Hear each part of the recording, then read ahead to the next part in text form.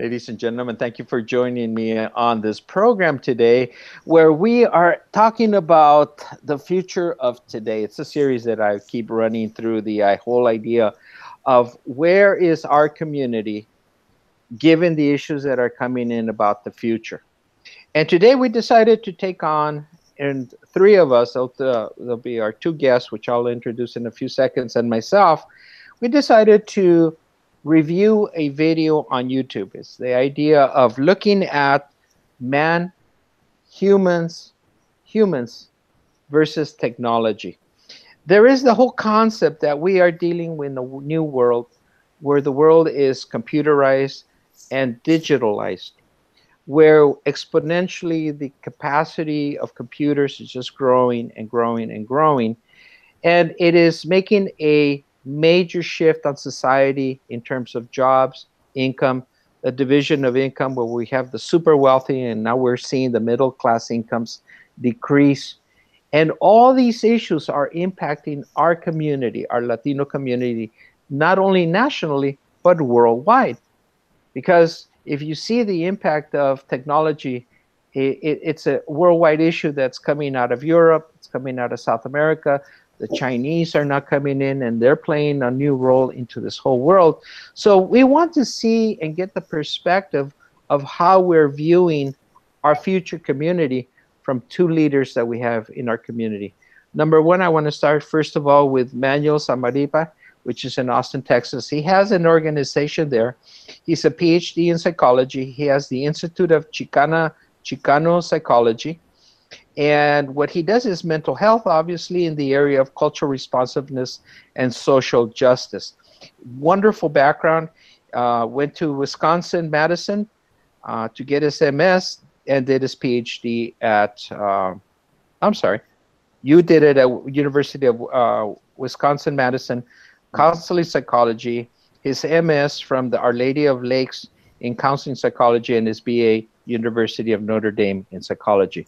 Very challenging university, so congratulations to you, Dr. Zamarripa. The other person we have is Manuel Franco. He is a major community leader here in the Los Angeles area. He has been dealing in communities, in schools, in the community through the Rotary, and I've had the honor of working with him and helping him help our nonprofits, which I know he helps many others. And I have the honor of saying he is one of my friends as well. So, Manuel, thank you. Now, in order to keep us distinguished, we're going to ask one person to respond to the word Manuel. That's Dr. Zamarripa, and Manuel Franco, who is in Los Angeles as well. Gentlemen, thank you for being on the program.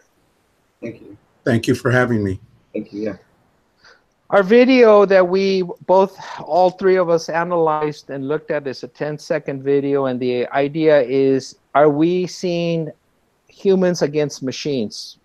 Other books are, are we in a race with machines? Let's start from there. As we watched this video and we saw the idea that the world's being digitalized and the position of human is being in question, I'm using very broad terms.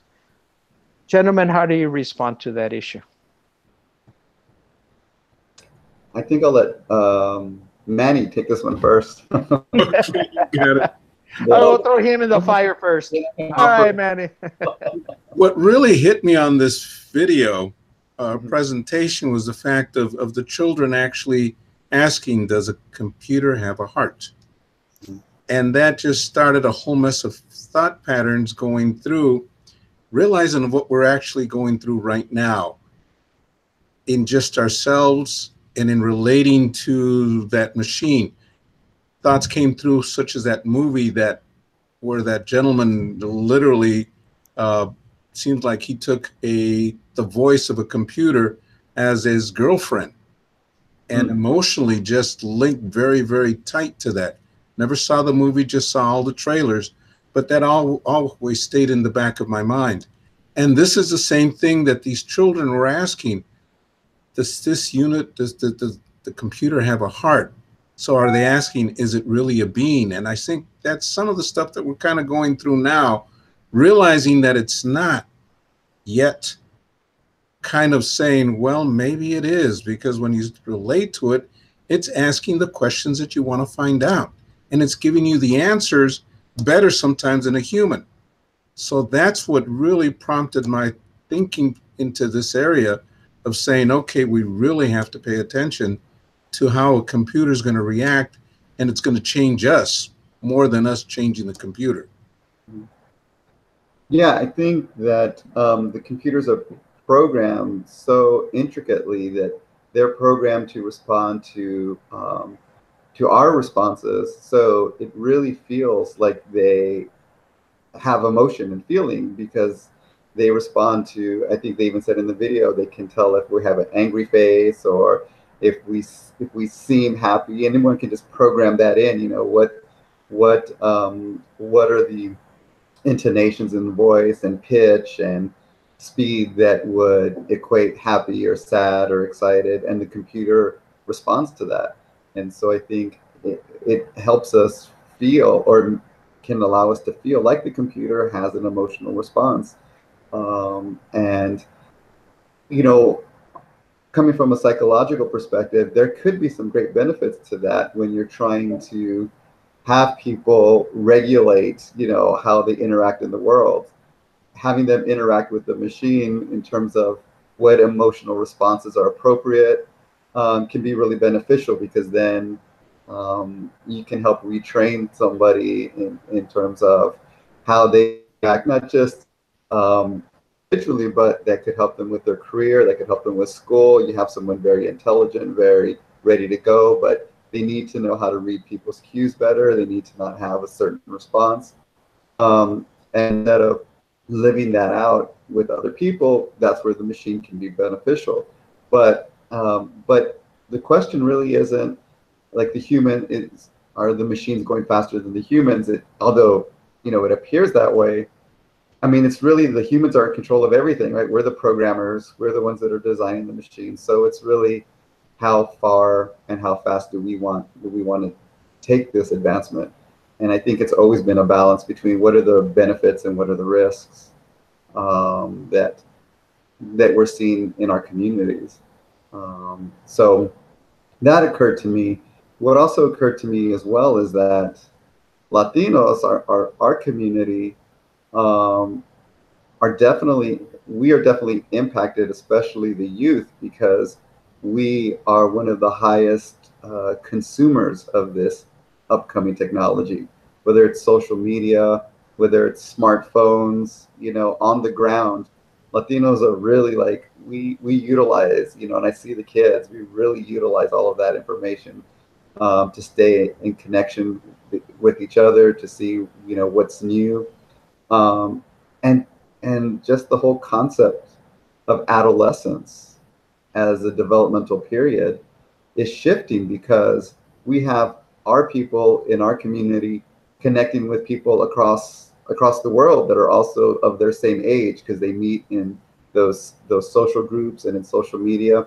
So what is it to be an adolescent is now kind of becoming a global phenomenon, not just a local community phenomenon. So we're going to have to see how our kids kind of deal with that as well. Those are some of the thoughts that I had initially. But then also the concerns that come across is the fact, are they dealing now with a human or are they dealing with a computer? And the relationship they start to bring across that, you know, are they really getting closer? Intimacy is what I'm thinking of, a personal intimacy with the computer, or is it with a person? And those are the questions that come through. Yeah, and I think when that comes up, then that's when I think there's some concerns for me, because when can that connection be beneficial, but when can it be a hindrance to our people, or to anybody utilizing that? Because again, the computer's going to they're going to be programmed to respond in a way that makes sense for the person. So I can see how, you know, we have these issues of, you know, of addiction to social media, and maybe even to interacting with the machine, because the machine's going to say what you want, or it's going to respond in the way that you want. And that can then limit your ability to have interactions with people that aren't going to respond the way you want. And then how do you, I mean, then that's an issue of conflict resolution, right? Because you need to know how to go through conflict with people. You need to know how to interact with people with different personalities. So it's going to be a balance between when is it helpful and when does it become a hindrance. When a particular person is solely relying on that interface with the machine, then that can help atrophy those abilities to interact with a variety of humans. And I think that that's going to be something that could definitely be detrimental. So what I'm hearing is the benefits, but also the double-edged sword of creating more communication of the adolescents. I think it's critical. Let me support the idea that it's critical. However, adolescence is only adolescence, but the adult world, which is much longer, will computers impact our economics in our community? Will it change the social structure in our community, where over the adulthood life of our future generations, how will they be impacted? Well, we know in my world and in the business side of it, we already know it's being impacted because we're having computers do work that we used to have humans do. So less and less workers, more and more computers, or more computing power, and we're still producing the same amount of work that we were before, and faster.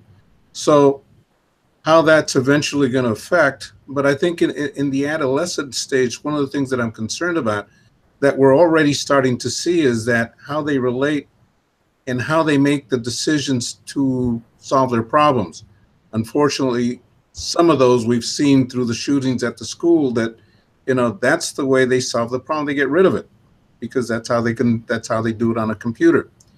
So what are the tools, or what do we need to do to start addressing that and being able to change it currently, so that when they get to that point, they're also resolving some of the problems they're going to be coming through, which is possibly less ability to work or more free time to fill, which is also another danger. What do you do with that free time?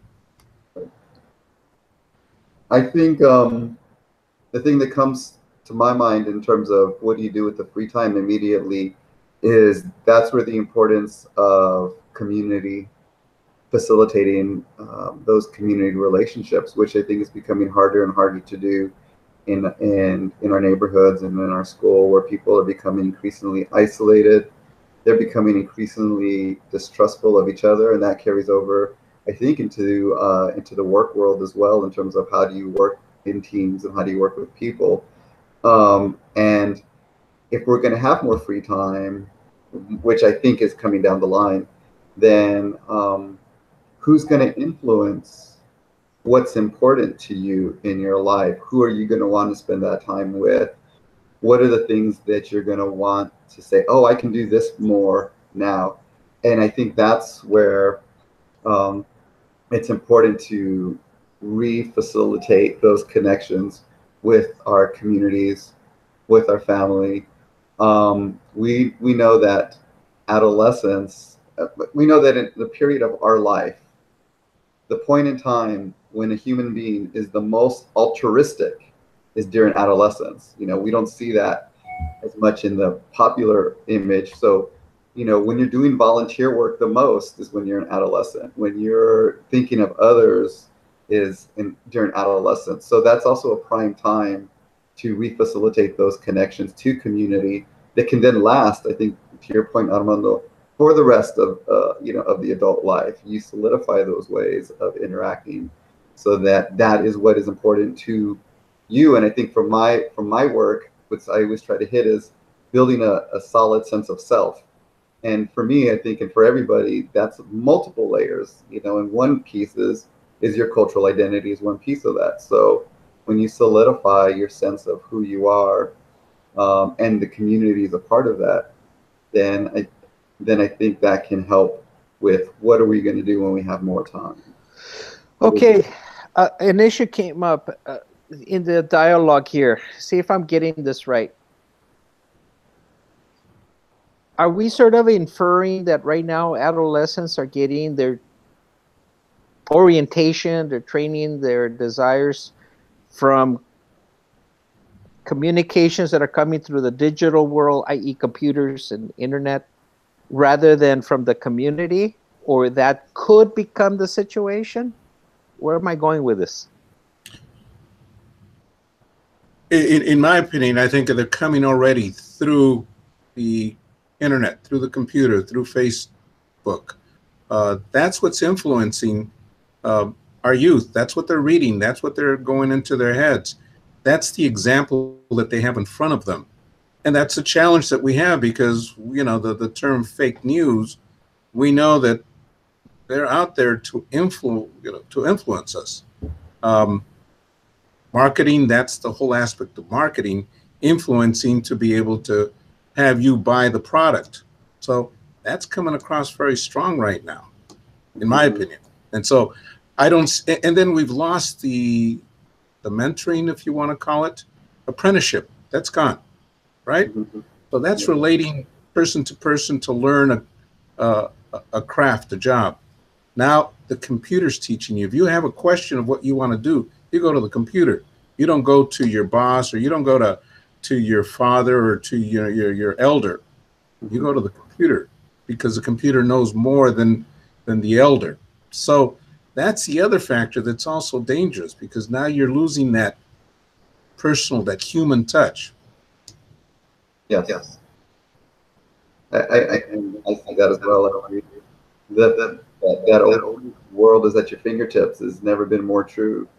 You just Google something, YouTube has all kinds of instructional videos made by regular folks, by industry people, by anybody on how to do anything. Yep. Yeah, but I mean, come on, guys, you let's get into this. The idea of this, yeah, I can go to YouTube and figure out how to change the pump on my car, you know, or how to change the filter on my motorcycle, whatever. But, you know, what happens when I say, how do I deal with a breakup with my boyfriend or my girlfriend, and I'm totally distraught? Yeah, to YouTube and say, oh, well, this is the way you do it. Or maybe there should be. I don't know. There it is. Seems like we're dealing with that circle there. There is. Take a look at some of the things I see come across Pinterest. That gives you all the things that you're supposed to do when you're sad and all the things you're supposed to do when you're happy. I mean, you get those things. And then there's also the religious side of it that also have, you know, feeds on, you know, what you're supposed to do and how you're supposed to handle yourself in situations like that. So that information is definitely out there. How many YouTube videos do you have on, you know, what you're supposed to do before you go to sleep, what you're supposed to do from Wayne Dyer, from a lot of other sources that have put the YouTube channels on, and people have, you know, if you take a look at how many hits they've had, they're pretty high. So it's out there, and that's just what I mean. Instead of people relating to people, they're relating to the computer. But there's also, you know, on YouTube, there's also programs on how to beat up on people and how to, you know, how to do damage, you know, with this information and how to harm. So, you know, going to YouTube is not always a list of all the positive things. Again, I'm just sort of, it's all coming into my mind.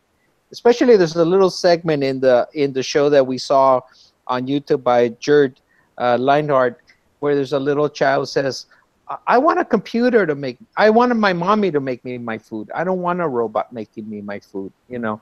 That sort of became very touching to me, the idea that I want humans to do this. Do we always want to go to YouTube and says, you know, how do I deal with a sense that I'm feeling very angry and I'm feeling very violent? Gee, I'm going to go to YouTube and see who's talking to me. I guess my thought and the question is to Manuel is, how do you see it? I mean, it seems to me that the youth are going more to the computer than to another person. Is that what you see in some of the studies that are going through?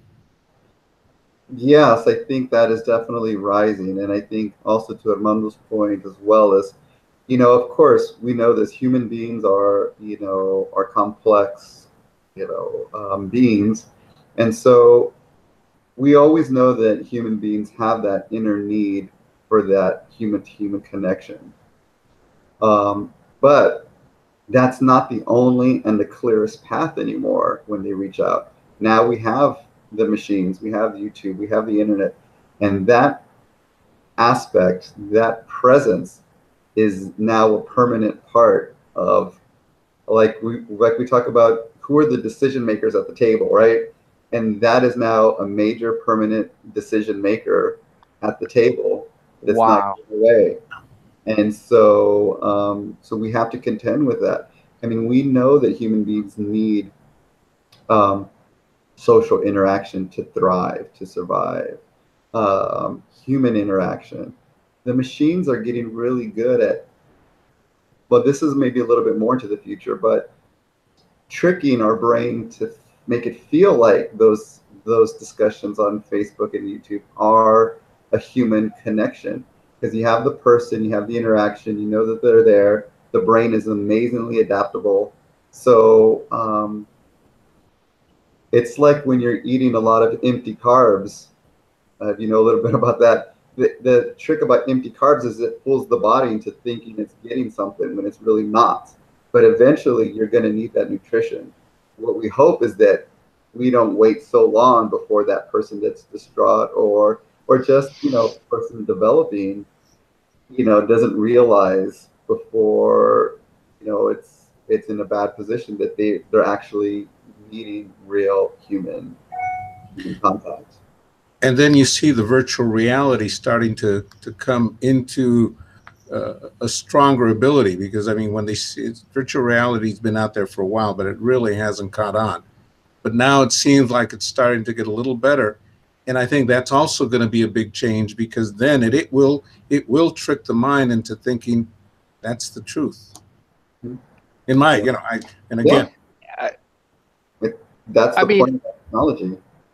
What I'm getting also is that now, you know, blending the two ideas is we can create imagery of people that don't exist. Right.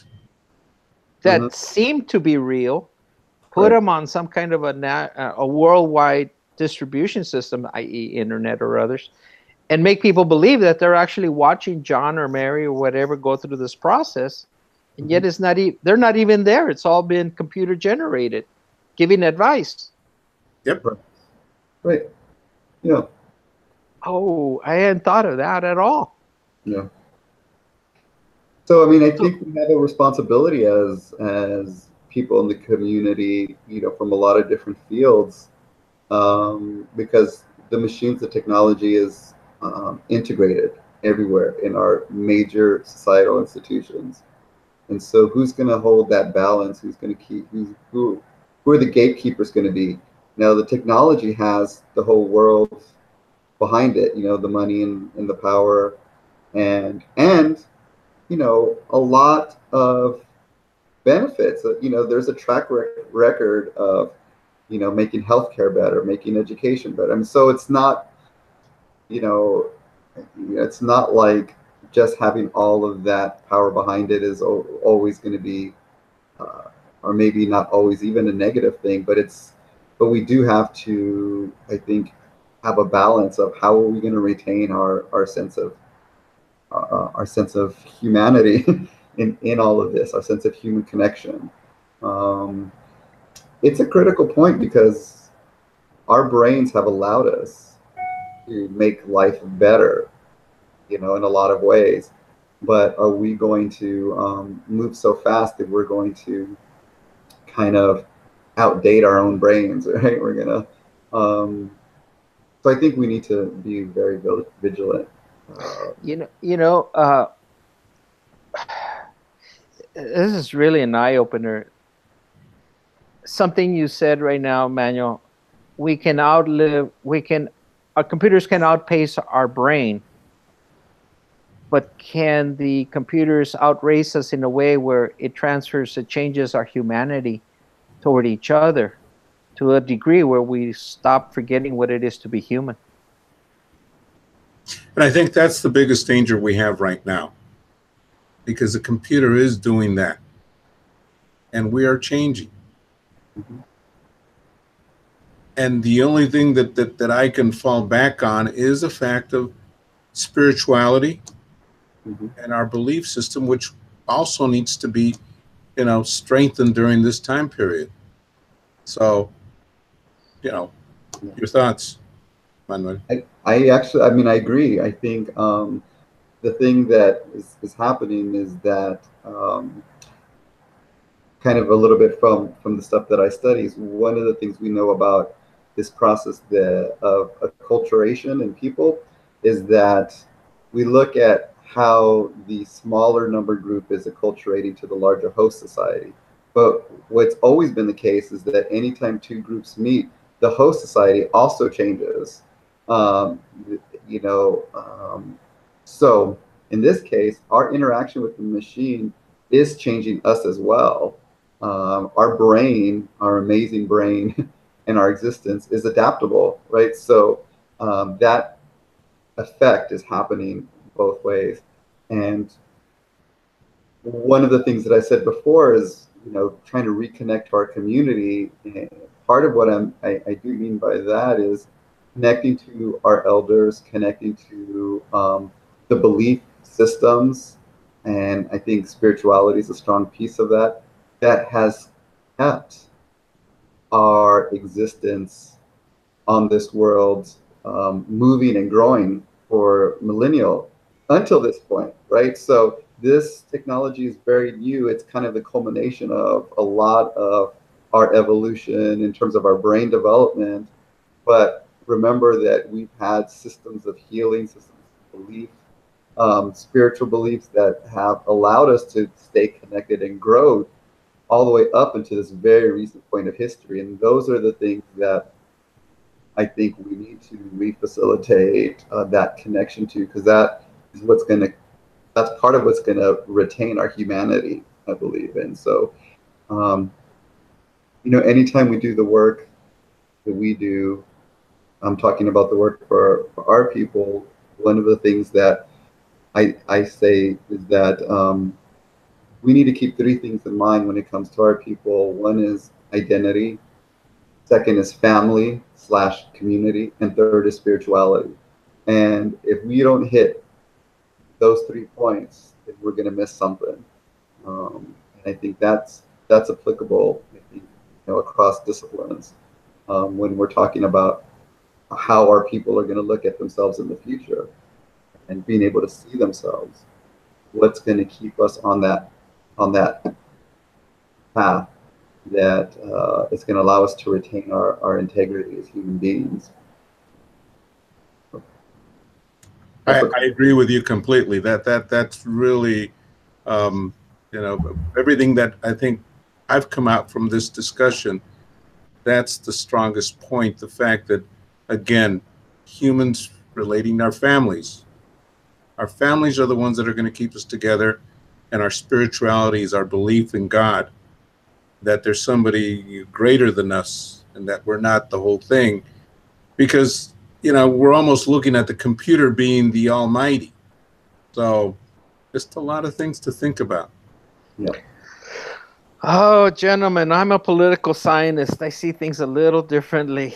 The idea that I now understand the possibility, the potential of the owners of the machines, let's put it in general terms, who control the switches of what the machine, what the computer will do, could theoretically be trying to shift the mind, which is adaptable, which I'm learning today, to believe that they should substitute family for, I don't know, the digital family, religion to be, as Manuel pointed out. Here's a new God, Guru John Joe over here should be the new God, or the president should be the new God, or the IRS should be the new God. Forgive me for that one. It's just a joke. What was the third one? Spirituality, familia, and Identity, identity. sense of And self. Yeah. here's the big question for me: is the machine right now trying to change the identity of our youth?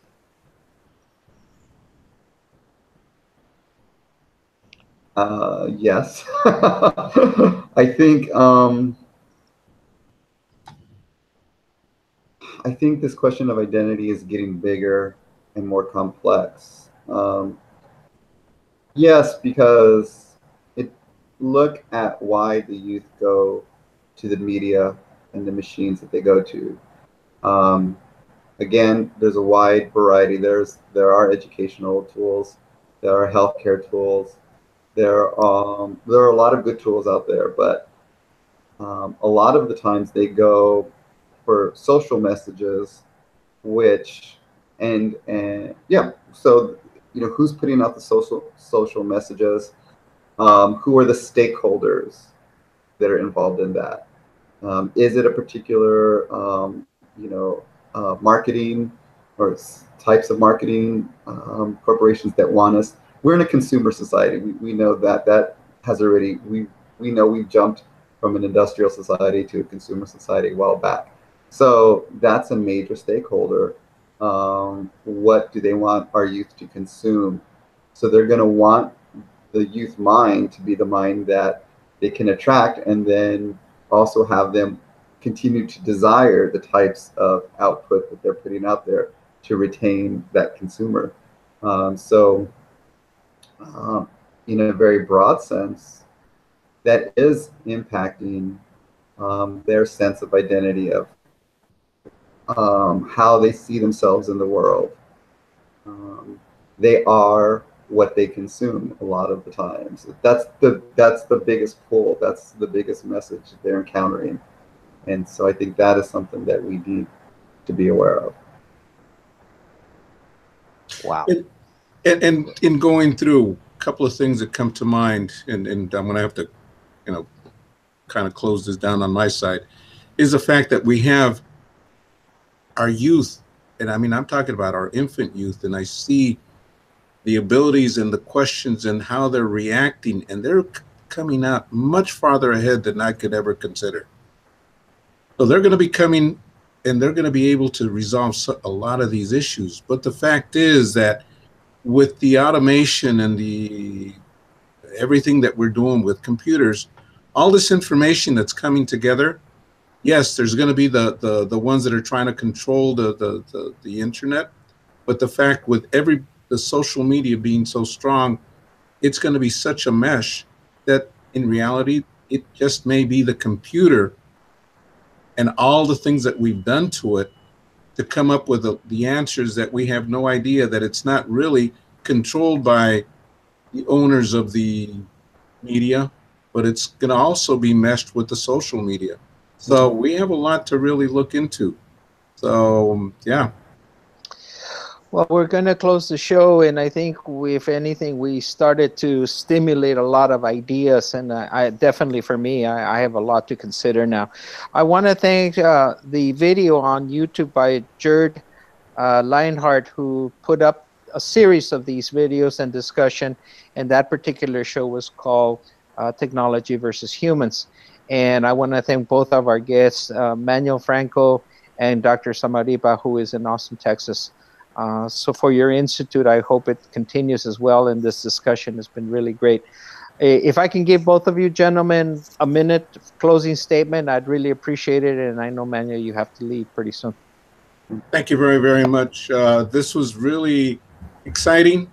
Manuel, again, the insight that you gave me and the 3 points of individual, family, and spirituality have really made it more concrete as to what we need to do, and a focus that I can, bring to the educational fields that I'm working with. So thank you very much for that. And it's really been good. We've got a lot of work to do, and you've got a lot of work to do. And, whatever support you need, I'm there. Thank you. Thank you. Yeah, it was very nice talking with you and meeting with you.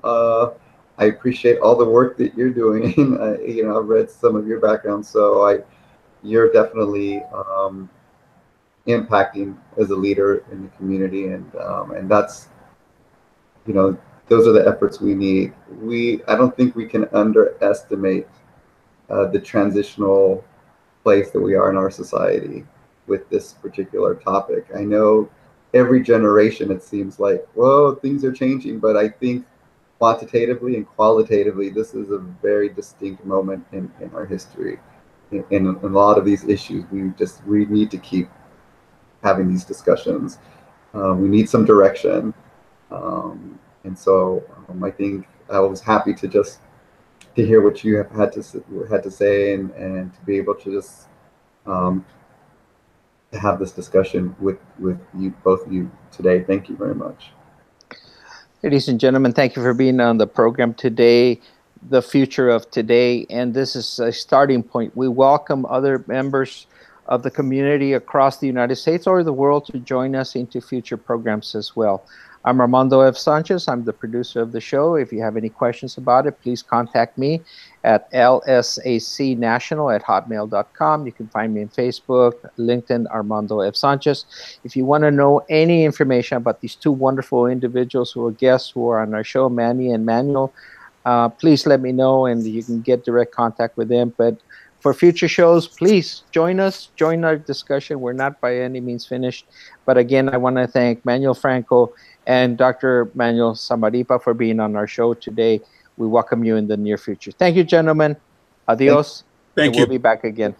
All right. Adios.